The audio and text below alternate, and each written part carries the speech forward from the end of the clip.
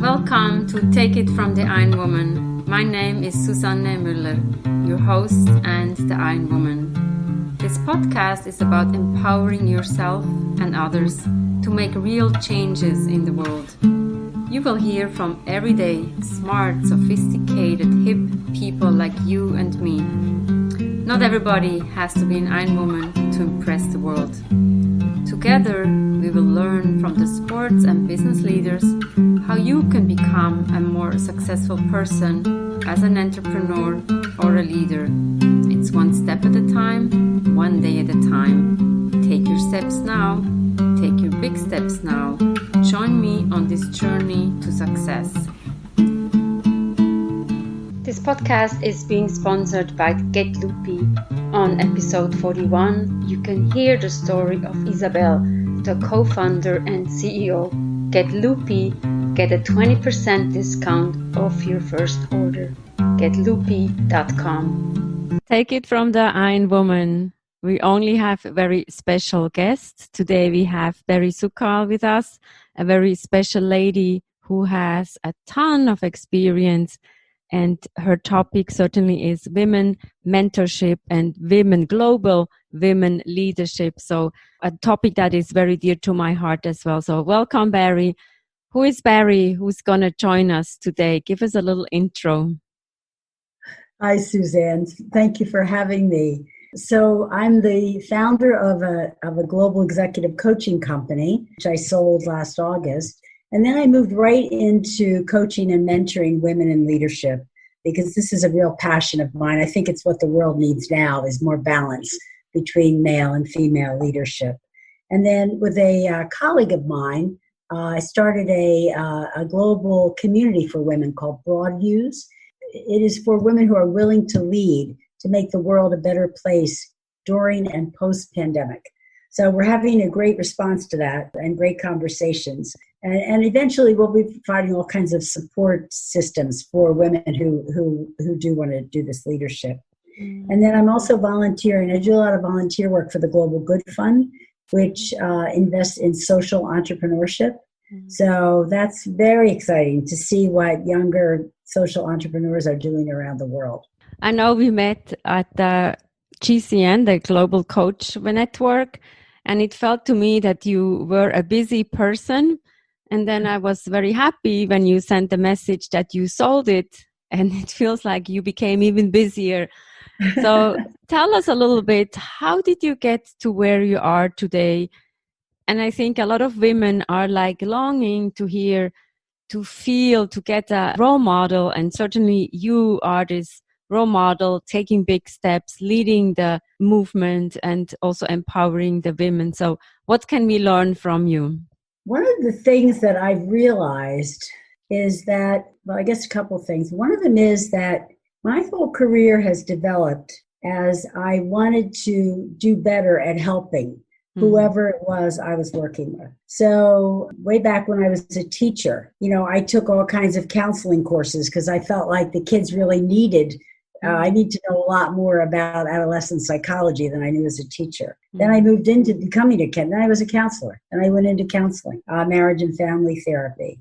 And then after I did that for many years, I kind of looked around and said, what can I do that I'd really like to do now with these skills that I have?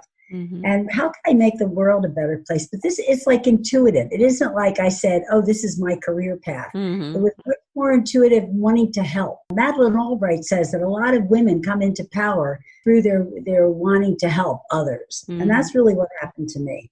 Mm-hmm. So I would say it's important to follow that intuitive kind of trail. Not think that you have to have everything, one stepping stone to the next, or have your career planned out. I think following that intuition and always I've been a supporter of women. I've always been a supporter of women. Even when I had the coaching network, I had lots of women clients. I mean, it seems like when you are a teacher, you wanted to know more. So you went into counseling. From counseling, you go into coaching. It also feels like there is a curiosity. And you said it's about a compassion that, we need to instill in others that you already have. So tell us a little bit more when we think about women, active and intentional leaders, like how can we motivate women to become more intentional? What I want to say is, like, I think women, they have that intuition and the intention. We just sometimes need to unleash their potential and empower them to. Right. Yes, absolutely. One of the things that I've been working on is this idea that women can be too good for their own good. And that across societies, women are raised to be good. They are not raised to be great. And we expect goodness from women, which is service to other people, managing other people's feelings, rescuing them from feeling bad, the servant, too much directness. If you're too direct as a woman, people don't see you as too appealing as a woman, where a man can be very direct and it doesn't do anything to their appeal as a leader. So I think that it's really important to, like you said, to unleash that potential, somehow help women to feel all right, having a presence and taking up space and saying what they think and really speaking what their truth. Somebody said, if all of the women in the world told the truth, something big would happen in the world. And then being active and intentional, helping women to do that in leadership positions. Now, two women that I know who are global leaders before our call, and I was thinking that neither one of them, you wouldn't say, oh, they're so empathic. You wouldn't say that about either one of them. You would say, wow, they know what they're doing. They are really doing it. They are getting things done.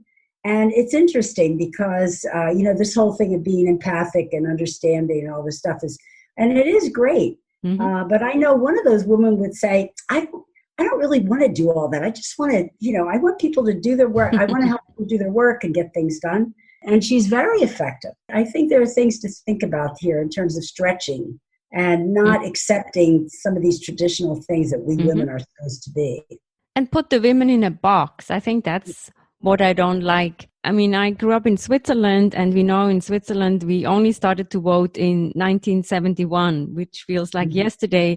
So I was always the one like, I want to be a feminist and, move forward. And I went to an all-girls school. So obviously I was surrounded by strong women, and we certainly did good things. Even looking back, I think it was a good time. It was good for me. And we know from Sheryl Sandberg, she says, lean in. I was at a panel discussion. Leaning in is not enough. We need to stand up. And I was like, wow, yeah. Standing that's good. Yeah, and that's very good. Listening to Sheryl Sandberg's TED Talk, she says women need to have a seat at the table. And when you are in a discussion, when they say 2 more questions, typically women, they take down their hands. Men still have their hands up. So I think this is an important message. Keep your hand up. If you have a question, make sure that you can ask that question. Right, exactly. When there's an opportunity at work, that men will look at that opportunity, and if they think they're even 25% qualified, they'll put their hand up. Women have to think that they're 75% qualified before they put their hand up. Yeah. So they lose a lot of opportunity. And in fact, it would be better, if men maybe didn't dive in at 25%, and maybe if women did dive in at 50%. But men somehow assume they'll figure it out. Women think, oh, I should really know what I'm doing before I, apply for this. In feminist theology, the sin for men is still pride, which it is in traditional theology. But the sin for women is to not develop their gifts and talents, because the feminist theologists don't think pride is an issue for women. They think that the issue for women is that they're not intentionally and maybe active enough about developing their own talents and gifts. Okay, we need to work on those talents. And when you are working with those executive leaders, what do you see? Do you see something in common? You were mentioning one person about empathy, right? Or do you see something else that the listeners can learn? I see one thing in both of the women that I was thinking of who really are truly global leaders. One of the things that I see in them is their empathy is maybe not so much person to person, but it is a huge, sweeping empathy toward the condition of women around the world and people around the world. So that's how their empathy comes out. And both of them are engaged in activities as leaders that will change, it will change and elevate the lives of women all over the world through the work that they do. One is in investments in female social entrepreneurs. And anyway, the other one is leading quite a large organization that provides funding, but also other resources for women leaders around the world. It's exciting to see. And when they write, it's so powerful. It's so powerful when they write about inequities in the world. What are topics that you are addressing that can be interesting for the listeners? We're in our beginning stages. So we've had 2 calls so far. Mm-hmm. The first one, we had, I think, 44 women registered, and that was called the Big Reset, because we think that Corona, everybody has to reset, to get through this time. Then we heard from women who came to that call who said they didn't speak up in the call. And it's a conversation. It's not a podcast. It's a conversation. Mm-hmm. And they didn't speak up because they didn't feel comfortable sharing what they had to say, or they felt like they didn't really have, something to add. So then I did the second call, and the call was about closing your confidence gap. Mm. So, as an effort to help women to feel confident enough to be able to share their story, their opinion, whatever on these calls that we're having. And the next one that we're going to do in September is about embracing your female leadership style.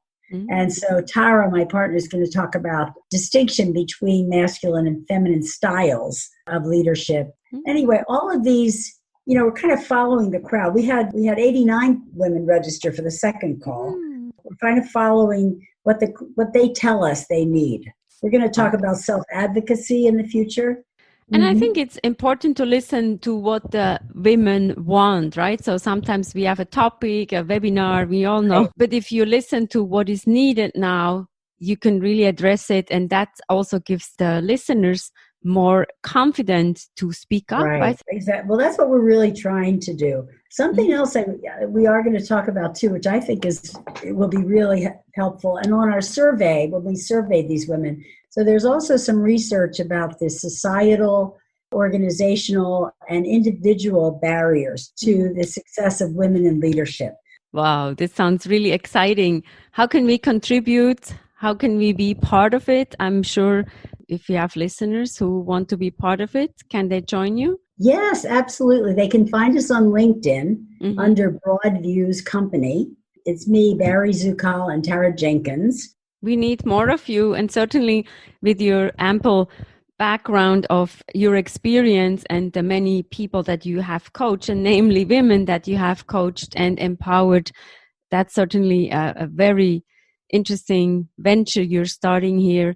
And we all know in the COVID, people talk about the new normal, but I think now is the time that we can also disrupt, we can change, and now are really the times that we need to make a shift and empower more women to be empowered to be in higher positions. Absolutely. Executive positions, leadership in government, as well as organizations in business.